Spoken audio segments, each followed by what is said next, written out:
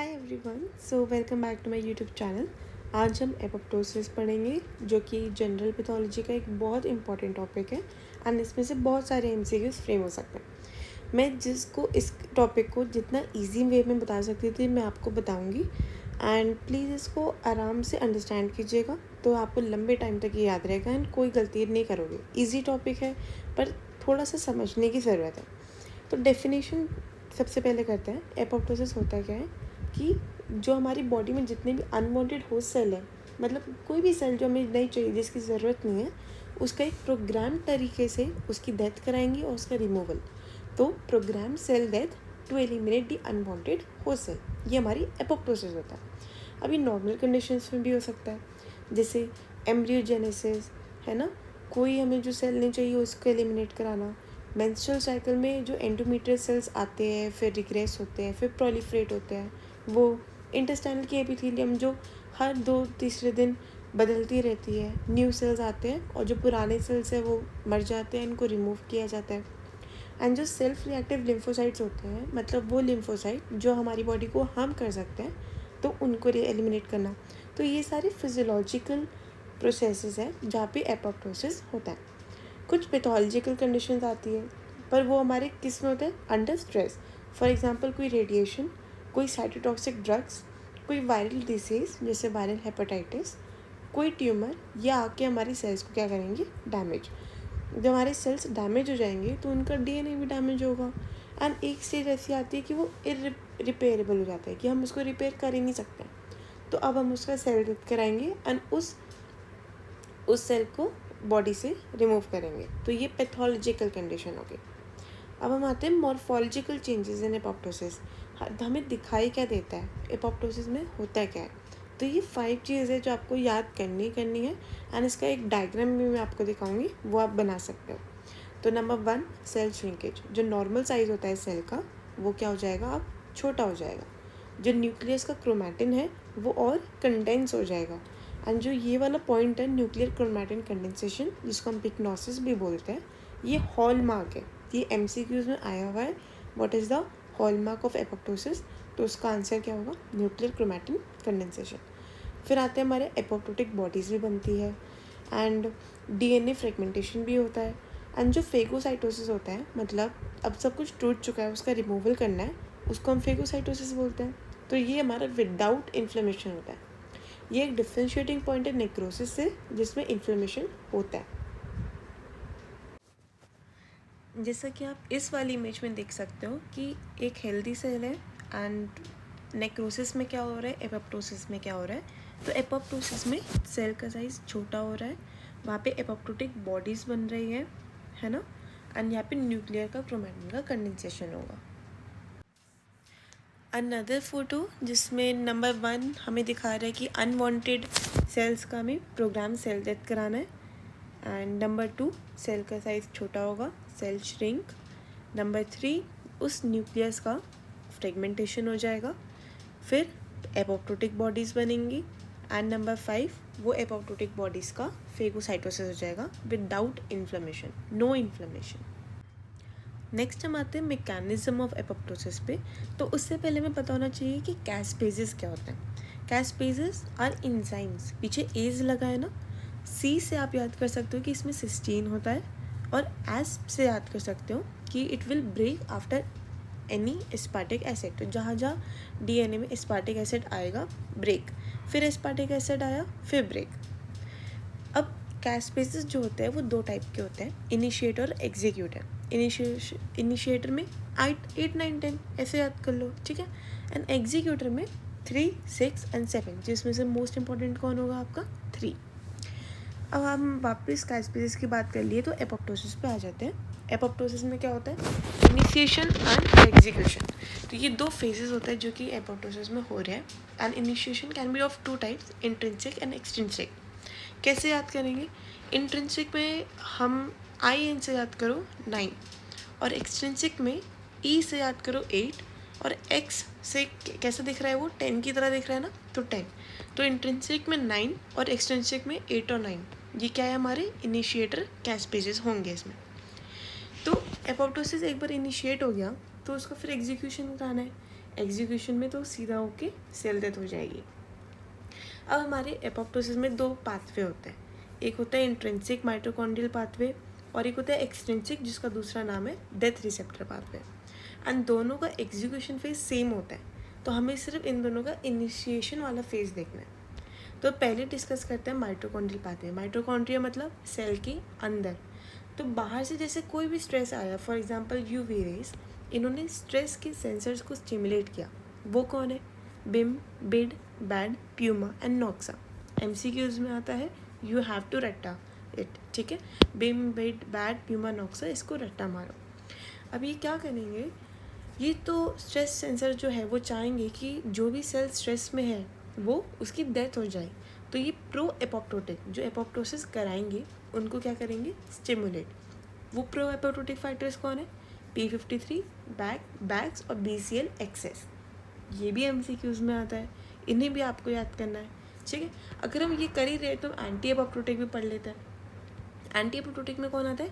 BCL2, MCL1, BCLXL। कैसे याद करोगे? इन सब के अंदर LLL आ रहा है, BCL, MCL, BCL, XL।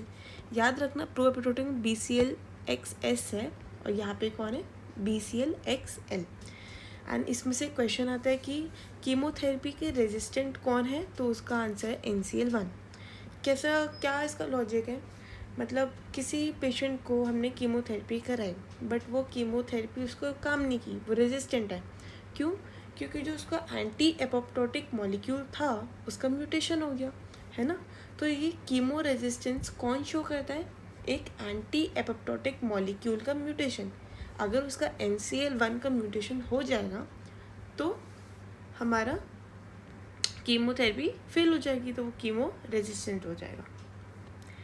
अब वापस इधर आते हैं, क्या बोला हमने? कोई भी स्ट्रेस आया, उसने स्ट्रेस सेंसर को स्टिमुलेट किया, उसने प्रो एपोप्टोटिक फैक्टर को स्टिमुलेट किया, वो हमारा किसके पास जाएगा? माइटोकॉन्ड्रिया। तो सबसे बड़ा अच्छा रोल किसका है? माइटोकॉन्ड्रिया। सारा काम वही कर रहा है, ठीक है। तो पाइवटल रोल करके MCQ आए तो किसको टिक करना है? माइटोकॉन्ड्रिया। अब माइटोकॉन्ड्रियम से उसके अंदर होता है साइटोक्रोम C। वो माइटोकॉन्ड्रिया से अपना साइटोक्रोम C को बाहर निकाल देगा साइटोप्लाज्म में, तो साइटोक्रोम C कहाँ जाएगा? साइटोप्लाज्म में। एंड इस पे MCQ आता है, it is the most important protein involve in apoptosis. तो कौन है most important protein? Cytochrome C, क्योंकि इससे ही आगे सारा स्टेप्स होगा। अब साइटोक्रोम C किसके साथ बाइंड करेगा? APAF1, apoptosis activating factor 1। ये भी MCQ है, बहुत बहुत बहुत बार पूछा जाता है कि साइटोक्रोम C किसके साथ बाइंड करेगा? APAF1 के साथ। एंड वो उसको मिलके क्या बनाएगा? एपोप्टोजोम। एपोप्टोजोम किस कैस्पेस को स्टिमुलेट करेगा? याद करिए, इंट्रिंसिक IN मतलब 9, याद है ये वाला। इंट्रिंसिक में कौन था? 9, और एक्सट्रिंसिक में कौन है? 8 और 10। तो यहाँ पे हमारा कौन बाइंड हो गया, कौन एक्टिवेट हो गया? कैस्पेस 9। एंड वो आगे जाके कैस्पेस 3 को स्टिमुलेट कर देगा। कैस्पेस 3 क्या है? एक एग्जीक्यूशन कैस्पेस है, ठीक है। तो यहाँ तक हमारा initiation of mitochondrial pathway complete होता है। अब हम आते हैं डेथ रिसेप्टर पाथवे पे, जिसको हम एक्सट्रिंसिक पाथवे भी बोलते हैं। तो ये हमारा क्या होता है? बाहर की तरफ, बाहर मतलब बाहर के सरफेस पर। तो सरफेस पे एक CD95 या फास है और उससे कौन ज्वाइन करेगा? उसका लाइगेंड। तो CD95 का लाइगेंड या फास L, CD95L, ये दोनों ज्वाइन होंगे एंड फिर ये अपने और दोस्तों को बुला लेगा। तो ये सारे जितने भी हमारे CD95 है ये तीनों जुड़ जाएंगे। इस चीज़ को हम क्या कहते हैं? ट्राइमेराइजेशन। इस पे भी MCQ आता है, ठीक है। जहाँ जहाँ मैंने MCQ लिख रखा है ना, प्लीज़ उसको नोट करना, वो बहुत ही रिसेंटली आज MCQs है and they are very important. अब ये आके हमारी FADD फाड को उससे जुड़ जाएगा। फाड क्या होता है? फास्ट एसोसिएटेड डेथ डोमेन, ठीक है। एंड उससे कैस्पेस 8 और 10 को स्टिमुलेट कर देगा एंड कैस्पेस 8 एंड 10 फिर कैस्पेस 3 को एक्टिवेट कर देंगे। क्या इस मैकेनिज्म को कोई है ऐसा कोई मॉलिक्यूल जो इसको पूरा उल्टा कर दे? उसका नाम है फ्लिप। फ्लिप इस पाथवे को, पूरे डेथ रिसेप्टर पाथवे को उल्टा कर सकता है, ठीक है, तो ये भी आप याद रखना, फ्लिप। अब दोनों का हमने इनिशिएशन पढ़ लिया, हमने माइटोकॉन्ड्रियल पाथवे पढ़ लिया, हमने डेथ रिसेप्टर पाथवे पढ़ लिया, दोनों का इनिशिएशन हो गया। अब आती है एग्जीक्यूशन फेज, जिसमें जो कैस्पेस 8, 9 और 10 थे जो कि इनिशिएशन कैस्पेसिस थे, अब वो कैस्पेस 3, फिर कैस्पेस 6, फिर कैस्पेस 7 चेन रिएक्शन की तरह सारे कैस्पेस को स्टिमुलेट कर देगा एंड एपोप्टोसिस को इंड्यूस कर देगा। होता क्या है उसमें, डीएनए का डिग्रेडेशन, न्यूक्लियाई का फ्रेगमेंटेशन, साइटोस्केलेटन का ब्रेकडाउन, उससे क्या बनेगी, एपोप्टोटिक बॉडी। ठीक है, एक और एमसीक्यू है जो इम्पॉर्टेंट है कि जो एपोप्टोटिक बॉडी होती है ना, वो वायरल हेपेटाइटिस में हम वो सेम चीज़ को काउंसिलमेंट बॉडी बोलते हैं। ठीक है, सेम चीज़ है, एपोप्टोटिक बॉडी ही है, लेकिन जब वायरल हेपेटाइटिस का केस होता है एंड उसमें हम बायोप्सी करते हैं लिवर की, उसमें जो हमें दिखाई देता है वो होता है काउंसिलमेंट बॉडी। जैसे कि ये वाली फ़ोटो देखो तो इसमें हमें काउंसिलमैन या एसिडोफिलिक या फिर एपोप्टोटिक बॉडी सेम ही चीज़ है, ये दिख रही। अगर हम इसको बाकी किसी सेल से कंपेयर करें, इस वाले सेल को जो कि जिस पे एरो लगा हुआ है, तो उसमें आप देखोगे कि वो ज़्यादा पिंक कलर का है, उसका न्यूक्लियस ज़्यादा कंडेंस्ड है, उसका साइज़ बाकी सेल से छोटा है। Classic features of apoptosis. अब कुछ एक्स्ट्रा टॉपिक कर लेते हैं एपोप्टोसिस में, जिससे एमसीक्यू आता है। तो जो प्रो एपोप्टोटिक हमने पढ़े थे, तो प्रो PRO 3 शब्द, तो इसमें कौन से डोमेन्स होंगे, BH 1 to 3। Anti apoptotic ANTI, इसमें 4 आ रहे हैं, तो BH कौन से डोमेन्स होंगे, 1 to 4। स्ट्रेस सेंसर्स जिसमें TRE आ रहा है, तो उसमें क्या होगा, BH 3 ओनली। तो ये एक बस एक क्वेश्चन है जिसमें डोमेन्स वाला क्वेश्चन आता है कि इस मॉलिक्यूल में कितना डोमेन्स है, मार्क द करेक्ट, इनकरेक्ट या करेक्ट, ऐसे आ सकता है। तो आपको ये याद करना है। इजी वे, प्रो में 3 तो 1 to 3, एंटी में 4 तो 1 to 4, स्ट्रेस में TRE 3 तो BH 3 ओनली। एक और ऐसे आता है DNA जेल इलेक्ट्रोफोरेसिस है ये, जो कि एकदम नॉन स्पेसिफिक है। तो जो आप ये वाली इमेज देख सकते हो, ये एक नॉर्मल इमेज है जिसमें DNA एकदम कंडेंस्ड है। जो सेकंड है, इसमें स्टेप लैडर पैटर्न दिख रहा है, ये हमारा एपोप्टोसिस में ज़्यादा होता है। और जो लास्ट फोटो है, लास्ट इमेज है, वो स्मेयर की है। ऐसा लग रहा है कि कोई DNA ना इतना इलेक्ट्रोफोरेसिस में एकदम स्मेयर बना दिया उसने, तो वो नेक्रोसिस में ज़्यादा दिखता है। ये दोनों नॉन स्पेसिफिक है, तो एपोप्टोसिस में दोनों चीज़ें, स्मेयर और स्टेप लैडर दोनों दिख सकते हैं। नेक्रोसिस में भी स्टेप लैडर स्मेयर दोनों दिख सकते हैं, लेकिन मोर कॉमनली स्टेप लैडर में एपोप्टोसिस दिखाई देता है एंड नेक्रोसिस में स्मेयर दिखाई देता है। फिर हम आते हैं लास्ट टॉपिक पे, that is the removal of dead cells. अब डेड सेल्स सारे बन गए हैं, बॉडी सारी बन गई है, इनको रिमूव करना है, तो हम तो इसको फेगोसाइटोसिस बोलते हैं, लेकिन एक नया टर्म आया है सेम चीज़ के लिए, एफेरोसाइटोसिस। इस पर भी एमसीक्यू है, याद कर लेना, न्यू वर्ड है, आएगा क्वेश्चन।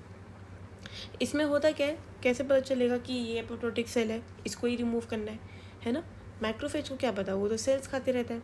नहीं, यहाँ पे एक जो क्लासिक चीज़ है, जो ईट मी सिग्नल है, वो फॉस्फेटाडाइलसिरीन प्रोड्यूस करता है। अब क्या होता है, ये नॉर्मली फॉस्फेटाडाइलसिरीन सेल के इनसाइड होता है एंड फिर ये बाहर आ जाता है। जैसे ही जंप आउट फ्लिप करता है बाहर को, तो ये सिग्नल देता है मैक्रोफेज को कि आओ मुझे खा जाओ। ठीक है, तो ये हमारा रिमूवल और डेथ सेल्स में काम करता है। नेक्स्ट लास्ट क्वेश्चन एमसीक्यूज़ का जो आ सकता है, मार्कर ऑफ एपोप्टोसिस और मॉलिकुलर मार्कर ऑफ एपोप्टोसिस। तो मार्कर ऑफ एपोप्टोसिस क्या है, एनेक्सिन 5, और जहाँ पे भी मॉलिकुलर आ जाए तो वो CD की बात करें, CD95 या फिर फास्ट। ठीक है, इसको रट्टा करना है, इसको याद करना है। एपोप्टोसिस का मार्कर एनेक्सिन 5, कैसे याद करोगे, क्योंकि एक और एनेक्सिन है, एनेक्सिन A1, ये हमारा किसका मार्कर है, हेरी सेल ल्यूकेमिया। कैसे याद करोगे, A1, हेरी में भी AI ऐसे आते, A1 जैसा दिख रहा है ना, तो एनेक्सिन A1 हेरी सेल ल्यूकेमिया। और एपोप्टोसिस में P आता है ना, P फॉर पेंटा, तो ये 5, मार्कर ऑफ एपोप्टोसिस कौन हुआ, एनेक्सिन 5। So thank you for watching this video. अगर आपको बहुत अच्छे से समझ आया हो या अच्छा लगा हो तो वीडियो को लाइक ज़रूर कर देना एंड सब्सक्राइब। Thank you.